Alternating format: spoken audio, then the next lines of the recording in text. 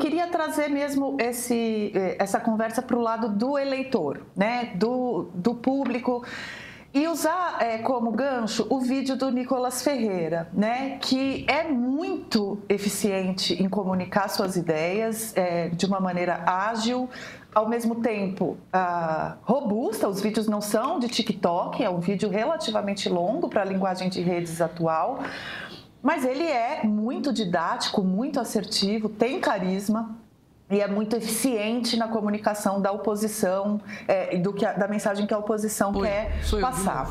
O que estava ruim ficou ainda. Tá aí ele. Nos últimos dias veio à tona um dos maiores escândalos envolvendo aposentados e pensionistas do INSS. Boa, Beca, obrigada. E aí, por outro lado, Sérgio, a gente tem o governo Lula com essa bagagem que o Pedro descreveu, dos escândalos anteriores de Mensalão e de Petrolão, né, da Lava Jato, e não consegue se desvencilhar disso, enfim, não consegue superar isso ou transformar a mensagem para outro lado, levar para outro lado, mesmo num escândalo que não foi gestado ali no Palácio do Planalto, né? Então, a gente claramente tem uma situação de um ministro, de um INSS, de vários envolvidos. Tem a situação indireta com o próprio irmão do Lula, que é dirigente de uma das entidades que estão sendo investigadas, embora não esteja mencionado no relatório da Polícia Federal neste momento.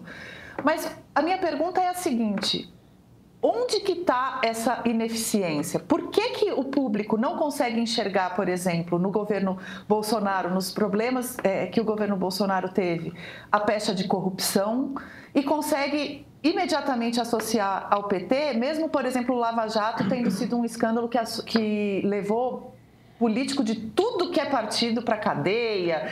Teve MDB, teve PP, teve PSDB, teve todos esses que estão hoje, inclusive, de volta, né? O Valdemar Costa Neto, pelo amor de Deus, é o presidente do PL, partido do Bolsonaro, foi preso em 2 escândalos diferentes, né? Então, eu queria saber se você tem algum senso do porquê que isso cola tão facilmente no PT e não cola nos outros.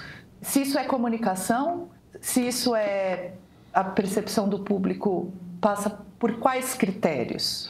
Olha, a sua pergunta é difícil de responder, mas eu tenho algumas pistas. Primeiro, eu acho que tem um problema de comunicação.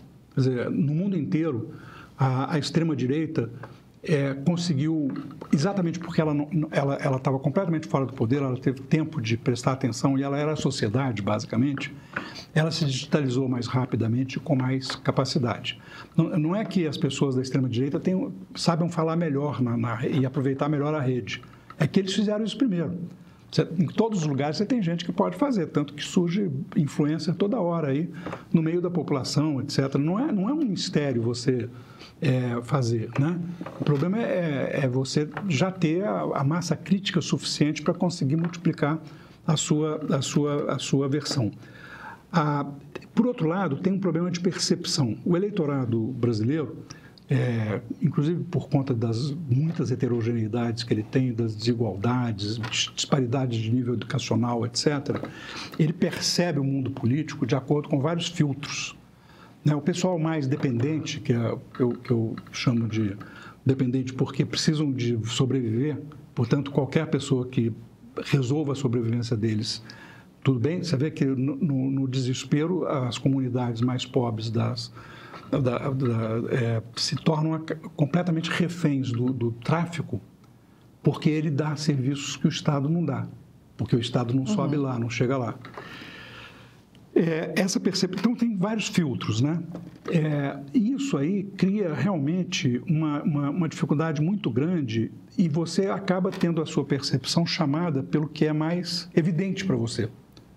Né? Quer dizer, o presidente é a pessoa mais evidente num sistema presidencialista, ele para quem você olha, é a figura do pai, é a figura do chefe, né?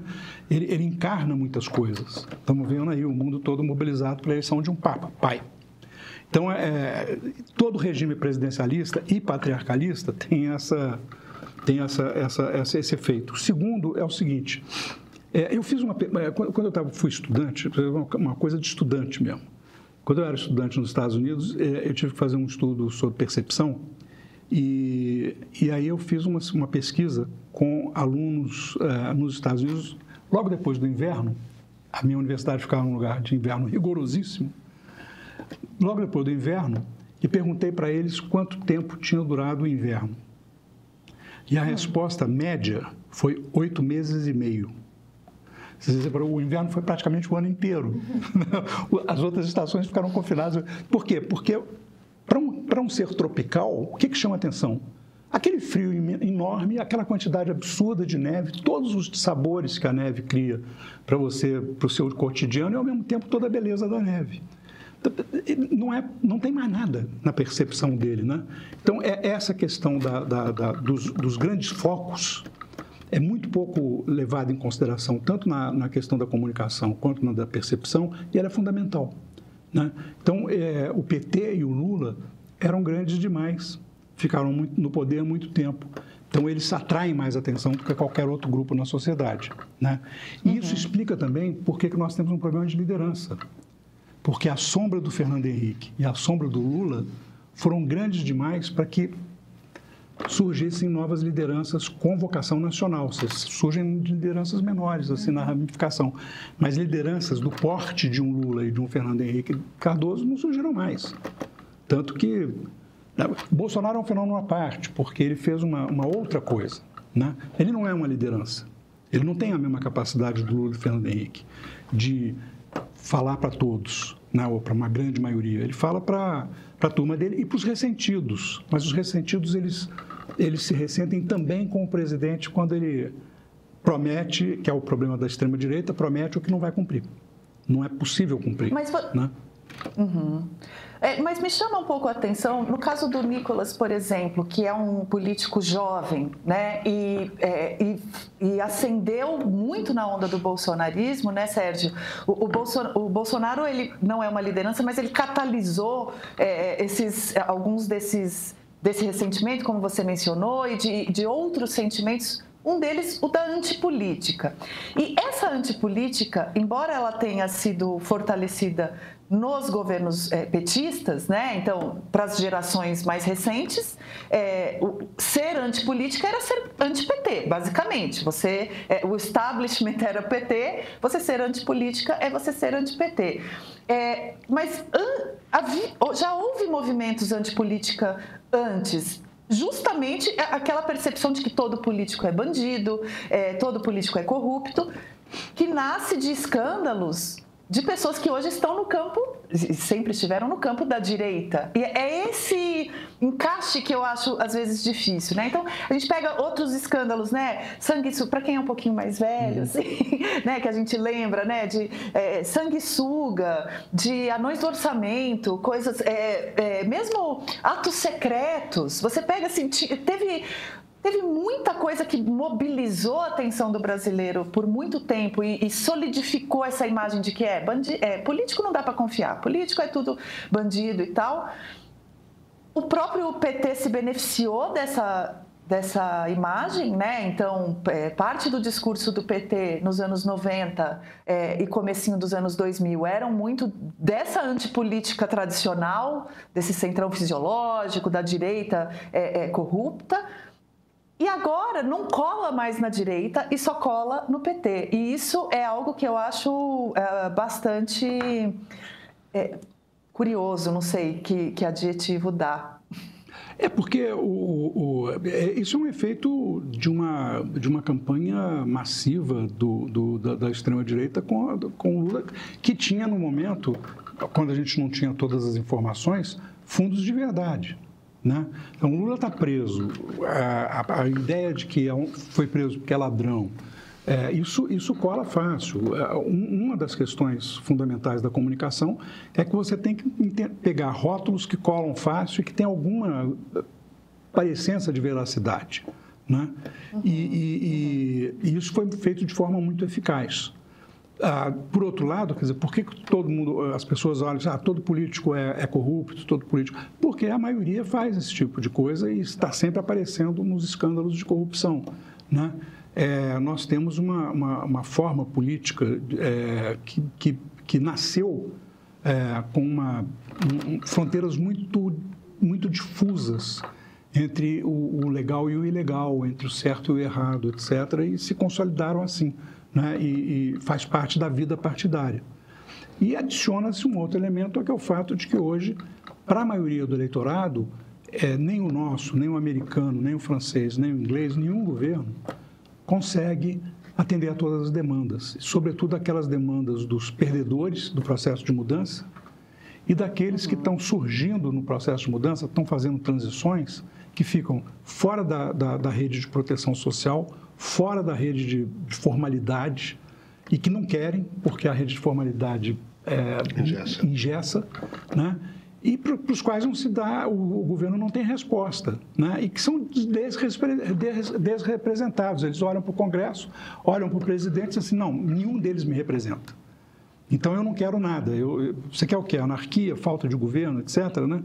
Então, tem uma certa dificuldade aí para as pessoas, inclusive as inteligentes, gente que tem educação superior, aliás, às vezes até doutorado e mais, inventaram agora pós-doutorado, né? Virou título. Que não conseguem ver, né, esse processo tal como ele é. Quer dizer, essas pessoas acham que tem uma solução mágica que vai aparecer em algum lugar. Não tem solução mágica, tá certo? Nós estamos numa baita crise e essa crise demanda que a gente use a nossa criatividade não para ficar remoendo sentimentos e ressentimentos, mas para tentar dar soluções. Eu acho que nem são soluções definitivas, você sabe melhor do que isso. Nessa velocidade de transição que a gente está, não tem como você fazer alguma coisa durável. Mas você tem que fazer pontes. Mas, né? Sérgio, eu entendo o seu argumento de que, na verdade, o que a extrema-direita, para falar da extrema-direita, tem em relação ao mundo digital, por exemplo, é o fato de que está fazendo mais tempo. E eu tendo a concordar com isso, mas a impressão que eu tenho é que algo de fundamental quebrou na base da ideia de mundo da esquerda ocidental, da social-democracia. Toda a ideia de social-democracia, e eu estou colocando o PT como um partido social-democrata, tá? Toda a ideia de social-democracia é baseada no conceito de temos uma indústria, essa indústria tem muitos operários, esses operários se organizam em volta de sindicatos, e aí tem uma lógica muito específica, que é aquele chãozão de fábrica, todo mundo junto, todo dia, entrando às 8, 9 e saindo às 5, por direitos conquistados ao longo do século XX, tudo mais, tal, com salários que os deixam numa classe média confortável para quem veio de uma vida pobre.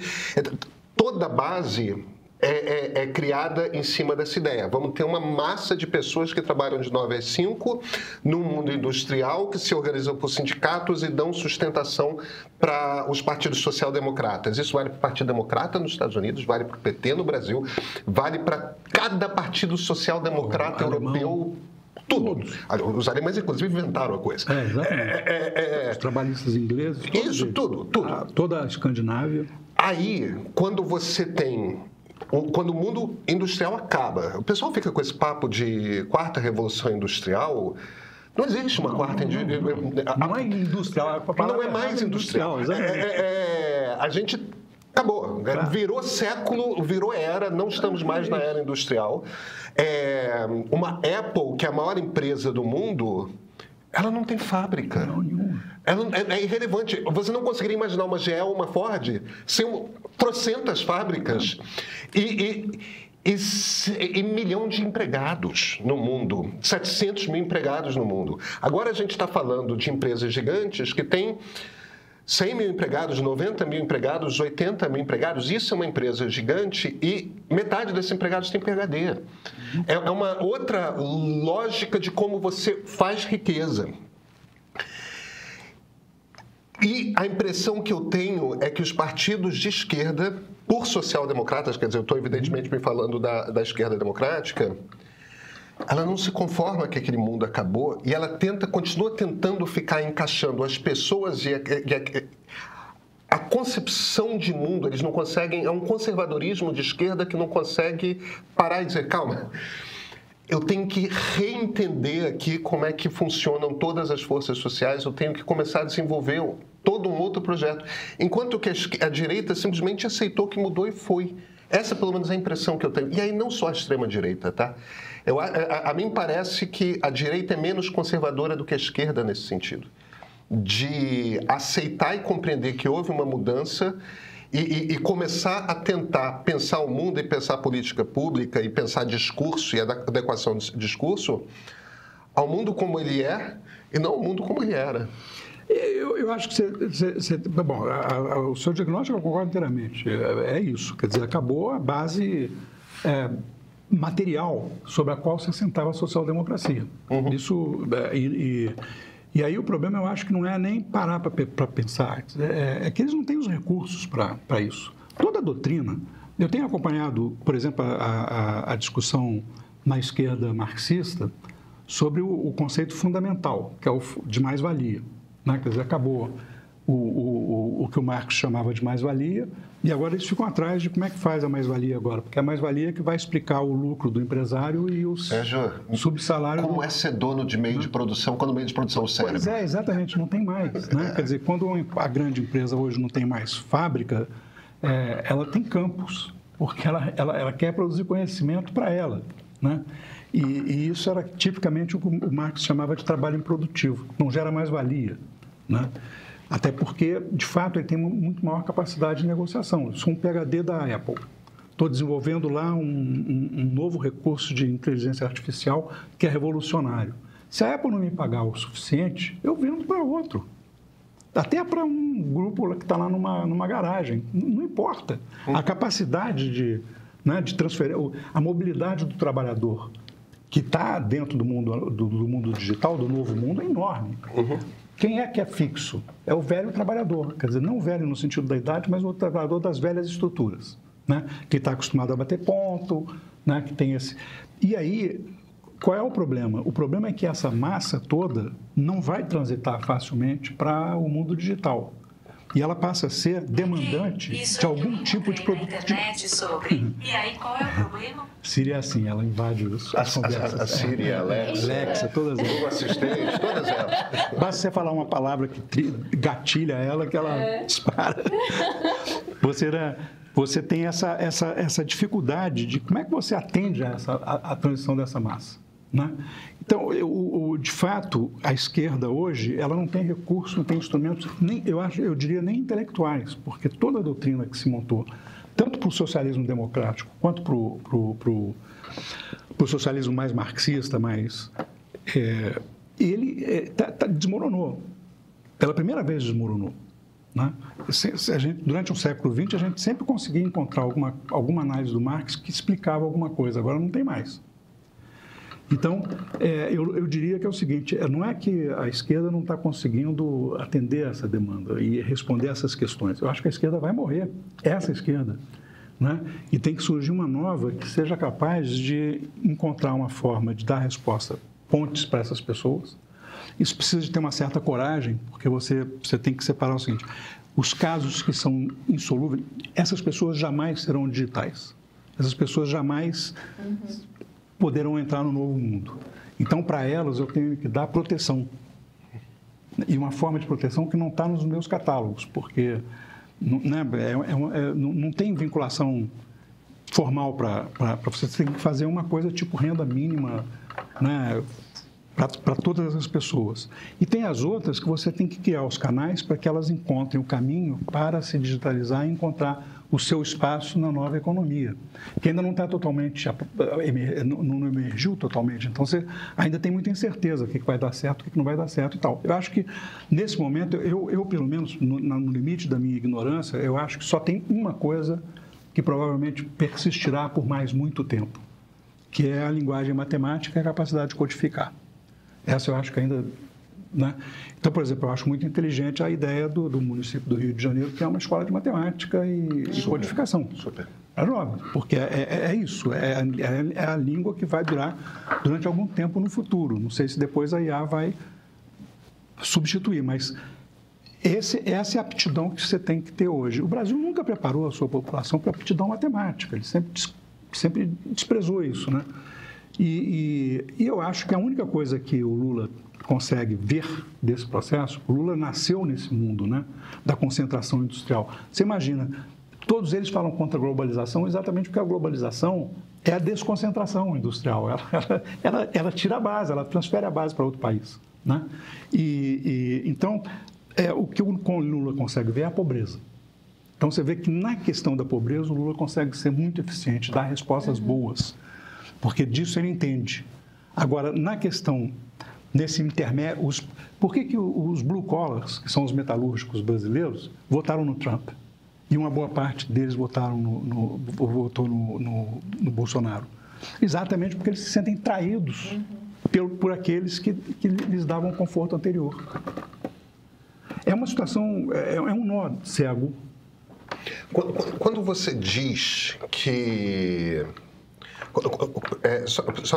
Quando você diz a esquerda vai acabar, eu entendo que você está se referindo essencialmente a essa esquerda que tem na base Marx, né? Mesmo a social-democracia, não, quer dizer, o que está na base... Como você falou, a base industrial, manufatureira. Mas a base é Marx. Mesmo quando você é democrático, no fim das contas, é a compreensão da luta de classes, os donos do meio de produção, tudo mais. Você pode querer resolver isso democraticamente, você pode querer resolver isso na Revolução, mas no fim das contas, mas aquela ideia do Bobbio de que no conflito insolúvel entre igualdade e liberdade, a esquerda vai puxar para a igualdade e a direita vai puxar para a liberdade e nas boas democracias, nas democracias saudáveis, as duas forças vão ter mais ou menos o mesmo tamanho e vão se revezar no poder. Você acha que isso se sustenta, essa ideia entre igualdade e liberdade no coração das democracias? Eu acho que, na verdade, eu vejo isso... Quer dizer, o meu pensamento, que eu escrevo, é diferente um pouco disso, porque eu não vejo uma disjuntiva. Eu vejo uma necessária relação, né? Mas eu acho que, de fato, quer dizer... Você não faz a separação entre direita e esquerda como o Bobbio? Não, eu não faço a separação como ele faz entre liberdade e igualdade. Tá. Por quê? Porque eu, como a Hannah Arendt, eu considero que a liberdade são vários patamares. O primeiro patamar, o piso da liberdade, é a necessidade. Você tem que libertar as pessoas da necessidade de sobreviver. Fome, teto, frio. É isso, né? A pobreza. Depois, você adiciona os direitos políticos civis, que aí sim é o coração do liberalismo, né? Bota direitos constitucionais de ir e vir, votar e ser votado, para todo mundo. E depois, aí vem a social-democracia e diz assim, não é suficiente, direitos sociais. Essa parte aqui dos direitos sociais está se desfazendo. Tem muita gente aqui dizendo o seguinte, sabe o que é melhor? Melhor é a gente dar os direitos constitucionais para todos, mas limitar a participação do povo na democracia. Deixar a democracia na mão de quem entende disso, quem entende de governo, né? E isso, evidentemente, é um sonho autoritário, fingindo de ser liberal. Então, o que aconteceu? Aumentou essa base de escravidão pela necessidade, né? Persistiu mais ou menos bem a parte das liberdades cívicas, né, civis, e ruiu a parte da proteção social que permite a pessoa chegar ao topo da cidadania, que é um cidadão livre de qualquer necessidade, de qualquer peia, e que escolhe por vontade própria, de fato por vontade própria, né? Então, toda essa estrutura desabou, né? Então, nós vamos aumentar a pobreza por causa de muita gente que não era pobre vai virar pobre, né? E ninguém sabe como resolver, porque a direita não se interessa por essa massa aqui, a não ser como massa de manobra. Ela manobra e depois deixa, né, ao léu. E a esquerda diz, poxa, mas e a minha turma aqui que está indo para a direita? Mas essa turma é menor, né? Eu, se fosse de governante, eu ficaria com os pobres, porque essa é a grande base, né? E se eu trago junto comigo os pobres, se eu dou a eles melhores condições de vida, dou melhores condições de educação, eles vão ser o meu eleitorado do futuro, estejam onde estiverem, que foi como a social-democracia fez com os sindicalizados, né? Está precisando de mais direitos, vamos transformar isso numa política de governo. Vamos levar isso para o âmbito legal e constitucional, que Mas antes o não PT era. nunca fez isso, né? Não, porque o PT fez em... O PT não me parece que acredita realmente na questão da educação. Porque eles governaram por 14, 15 anos e não mudou. Mas ninguém, né, Pedro? Eu acho que o problema não quero de forma alguma parecer tucano, claro. mas houve com Paulo Renato um avanço claro na universalização. O próximo passo era da qualidade. E 25 anos depois... Pois é, mas você veja... Houve avanço, é traço, né? Mas eu acho que isso é um problema da elite política brasileira e da elite brasileira como um todo. Porque se você vir, não é que nos faltem exemplos de boas escolas que podem fazer com que todos os jovens brasileiros sejam bem, e crianças sejam bem educados. Né? Você vai no interior do Ceará, tem uma escola lá que faz isso. Você vai no interior de Pernambuco, tem uma escola que faz isso. Você chega em Recife, tem uma que faz isso. Por que não vira geral? Mesmo nos estados. Por que isso não se transforma em política pública? Se você tem vários casos, a gente sabe que é factível, né? Quer dizer, é viável, está certo. Por que eu não faço? Porque o orçamento, porque eu ainda me interesso em controlar a verba, eu ainda me interesso pela regra educacional. E olha, assim, mesmo sem maldade, tem político que prefere um eleitor deseducado do que um eleitor educado. Né? Porque se ele for educado, provavelmente não será eleitor dele. Mas não é só isso, né, Sérgio? Isso existe, isso é real. Existe também uma brutal resistência por parte do Sindicato dos Professores em você ter melhoria salarial por desempenho, em você realmente testar e tirar quem não funciona. Existe esse outro lado também na crise educacional brasileira, essa resistência do Sindicato dos Professores? Existe, e porque não tem nada em troca. Né? Quer dizer, eu acho que, em parte, é um corporativismo que protege gente que está lá sem vocação, né? Mas, em grande parte, também é a falta de alternativa. Se eu montasse um sistema adequado de reciclagem dos professores, que permitisse que eles avançassem sem punição, basicamente como um processo geral, todo mundo tem direito, todo mundo vai avançar, né? Funcionaria. Eu já vi escola, eu já participei de um experimento aqui perto, de uma escola que só tinha meninos negros, ao lado de uma escola privada de meninos brancos, em que um grupo de professores avançados chegou lá e disse assim: vamos treinar esses professores aqui. A escola melhorou significativamente, brutalmente ao longo do ano letivo de desempenho. Você parou praticamente essa aqui. No ano seguinte, o que aconteceu com essa escola de meninos pretos? Virou uma escola de meninos brancos. A classe média foi lá e, através de pistolão, conseguiu as vagas e expulsou os meninos para escolas mais longínquas. O Brasil tem um problema de disputa de privilégios, né? Que, na verdade, é o seguinte: o Brasil transforma em privilégio o que deveria ser para todos. Né? Tem um processo aí de transposição do direito em privilégio, que é uma coisa... O paizinho. O paizinho. Flávia! Eu queria saber se o Sérgio ainda tem mais um minutinho com a gente, porque eu tenho dois assuntos aqui que estão palpitando no nosso chat e no noticiário. Você consegue ficar mais um pouquinho, Sérgio? Só eu posso. Então, porque eu tenho uma pessoa me esperando. Não, porque tem um assunto que eu não queria deixar de discutir com você estando aqui, que é esse movimento da Câmara de ontem, de enfrentamento com o Supremo Tribunal Federal no caso do Ramagem.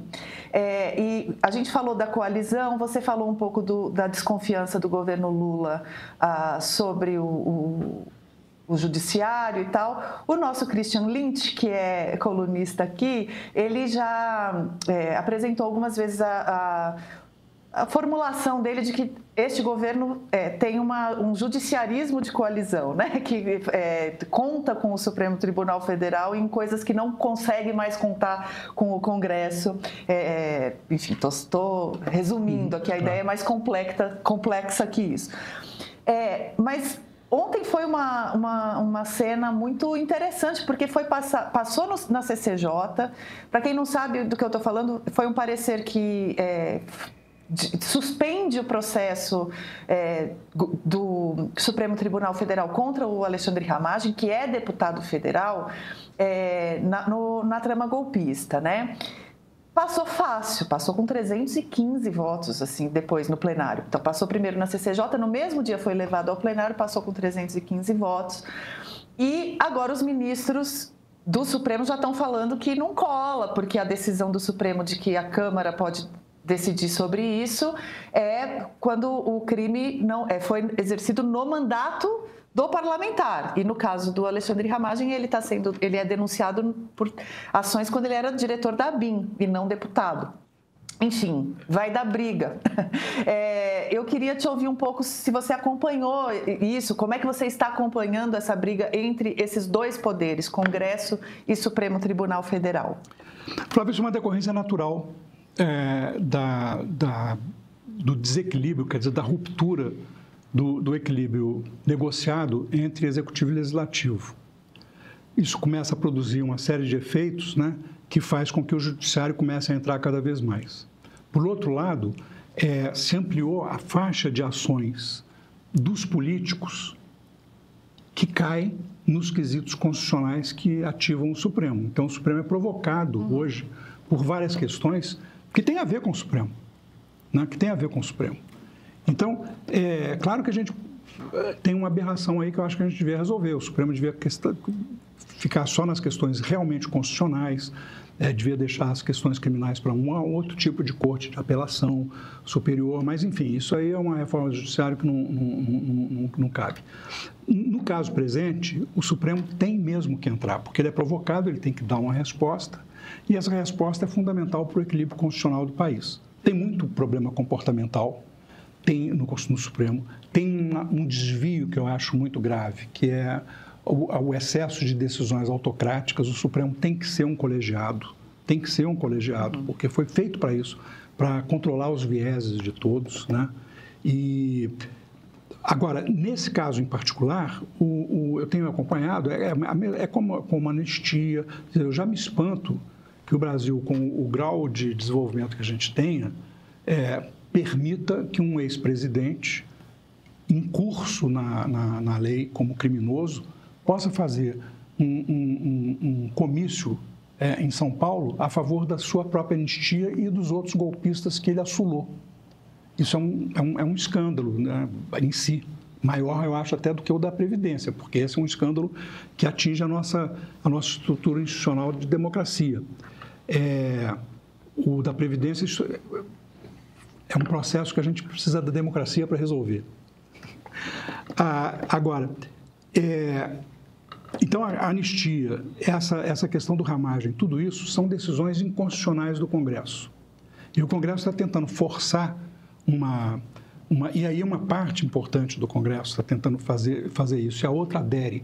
Eu acho que até por não conseguir perceber exatamente o que está por trás da trama, que é forçar o judiciário a tomar uma decisão contra o legislativo, que tomará, o Supremo não aceitará a suspensão do Ramagem, do processo Ramagem, porque só ele pode, só o judiciário pode interromper um processo, né? E os crimes foram cometidos antes dele ser deputado, portanto, antes dele ter imunidade, você não pode dar uma imunidade para o passado, né?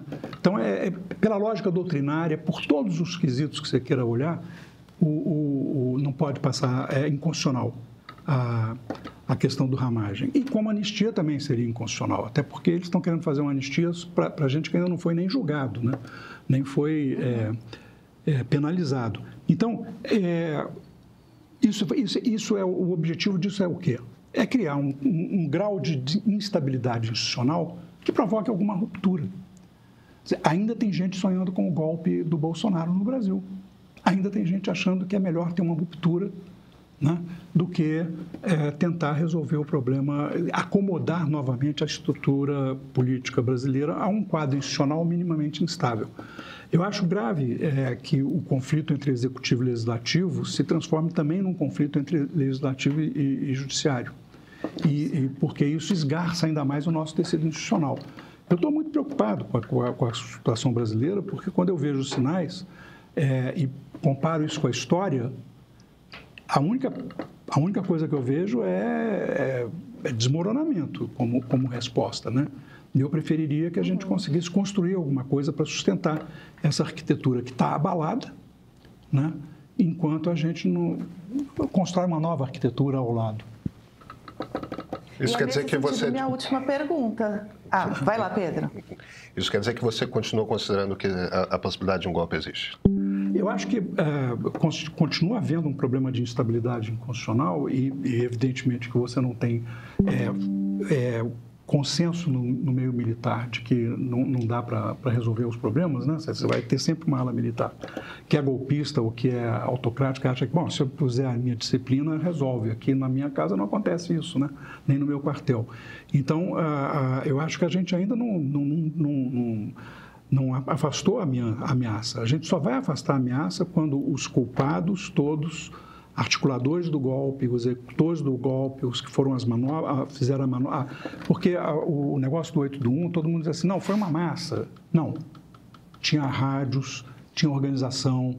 Então, tinha um grupo ali que estava assolando gente que, essa sim, não merece ser... Houve as duas coisas simultaneamente, né? Tinha gente que estava organizado e tinha massa... Que você puxa isso com a sua organização, né? Então, foi grande demais para a gente achar que isso se dissipa sem a punição completa dos culpados, toda a hierarquia de culpados, inclusive dos empresários que financiaram. Agora, Sérgio, a gente teve... E alguns militares, perdão. Só para falar... E alguns militares... Tem uma pergunta ainda e o Sérgio está com a hora. Só um complemento muito rápido. Assim, a gente teve nessa manifestação que você mencionou pela anistia... diversos possíveis candidatos à eleição no ano que vem que estavam lá defendendo essa ideia. O quanto ela pode ser prejudicial para a democracia? Eu acho que definitivamente, quer dizer, você ter candidatos que aceitam perdoar um golpe contra a democracia da dimensão que foi esse, deveriam ser barrados, inclusive, da disputa, porque não são democratas, entendeu? Eu acho que devia ter uma forma de filtrar. E isso é democrático. A democracia tem que ter defesas. Ela é muito frágil, porque ela se abre muito a todas as manifestações, e tem que ser assim. Eu defendo a democracia mais aberta possível. Ela tem que ter... Todas as pessoas podem se manifestar da maneira que quiserem. Agora, não podem se manifestar a ponto de querer acabar com a democracia, né? Então, a democracia tem que ter algumas defesas. E uma delas é o seguinte: quem faz uma campanha contra a democracia... não deveria ser cassado pelo Tribunal Superior Eleitoral por inconstitucionalidade da candidatura, porque ele fere uma cláusula pétrea da candidatura, o candidato. Flávia, a sua última pergunta. É sobre 2026 também. A gente começou o programa falando de INSS, do escândalo, da gravidade do escândalo, da capilaridade do escândalo, do quanto esse escândalo ainda pode crescer e da inabilidade do Lula de reagir agilmente e com mais contundência, talvez até por questões aí de não querer desagradar muita gente. O quanto você acha que a eleição de 2026 já está definida, principalmente diante desse escândalo? Não, acho que ela está indefinida. Você acha que ela está indefinida? Acho. E acho que o Lula não é inépcio. Eu acho que o Lula não pode. Porque, veja bem, o problema do Lula é um dilema sem solução. Porque se ele avança muito forte contra o PDT, ele perde a base mínima que ele tem na esquerda, né? E se ele não vai contra os outros que são da coalizão dele, para manter a coalizão, ele não tem coalizão, né? Para os que são brevemente seus aliados, mas não tem nem maioria, ele também desorganiza ainda mais a vida dele no Congresso. Então, o Lula é um presidente algemado nesse momento, ele está preso por circunstâncias que impedem a ele de se mover. Ele não tem por onde trocar. É um pouco parecido com a situação da Segunda República que a gente estava falando. O presidente não tinha onde trocar a aliança para recompor a governabilidade. O Lula não tem onde fazer isso. Mas isso já não define 2026? Não, de uma certa forma, isso já não deixa... Não, eu acho pelo seguinte, primeiro, você não tem nenhuma estrutura partidária para sustentar as candidaturas hoje. Serão candidaturas muito pessoais, com exceção da possível recandidatura do Lula. Se ele se recandidatar, eu continuo achando que ele será o o favorito porque ele tem mais estrutura que os outros e porque ele tem mais recall, mas não porque, né, ele agrade. Hoje as pesquisas dele não estão bem, estão melhorando, até porque o desempenho da economia está melhorando. Então, eu acho que a eleição de 26 e provavelmente a de 30 serão eleições muito difíceis, muito fragmentadas, mais parecidas com a eleição do Collor do que partindo do princípio que não terá o Lula nem o Bolsonaro, mais parecido com o Collor do que com qualquer outra eleição que a gente teve, entendeu? Eu acho que a gente está num processo de virada que a gente não pode pensar nas eleições que elegeram Fernando Henrique e Lula, e mesmo Dilma. A gente tem que pensar em outras possibilidades, em outros cenários eleitorais, porque nós estamos caminhando para esses outros cenários eleitorais.